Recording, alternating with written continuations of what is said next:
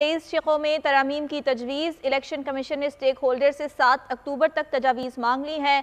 आरोज़ नताइज रात 2 बजे तक तैयार करेंगे। ये तरमीम की जाएगी। नताइज मुरतब ना होने पर आरोज़ इलेक्शन कमीशन को आगाह करेंगे। बकिया पोलिंग स्टेशन के नताइज सुबह 10 बजे तक मुकम्मल किए जा सकेंगे। पोल डे के बाद मौसूल पोस्टल बैलेट पेपर्स की गिनती नहीं होगी।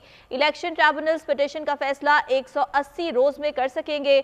मुकर्ररा मुद्दत से जायद वक्त पर समात का खर्चा 10 से 50,000 फरीक अदा करेगा।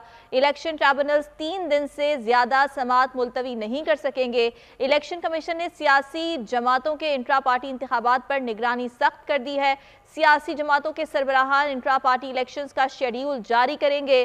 सियासी जमात का सरबराह इंट्रा पार्टी इलेक्शन से 15 रोज पहले शेड्यूल इलेक्शन कमीशन को देगा। इंट्रा पार्टी इलेक्शंस के 7 रोज बाद मुकम्मल रिपोर्ट और सर्टिफिकेट इलेक्शन कमीशन को दी जाएगी। सियासी जमातें इंट्रा पार्टी इलेक्शंस की वोटर लिस्ट तस्दीक और नामजदगी का मुकम्मल अमल इलेक्शन कमीशन को फराहम करेंगी। सियासी जमातें इंट्रा पार्टी इंतखाबात की मुकम्मल रिपोर्ट अपनी वेबसाइट पर जारी करेंगी। इलेक्शन कमीशन ने गोशवारों से मुतालिक फॉर्म का दायरा कार बढ़ा दिया है। उम्मीदवार अरकान पार्लियामेंट अपने गोशवारों में असासाजात की मुकम्मल तफसीलात फराहम करेंगे।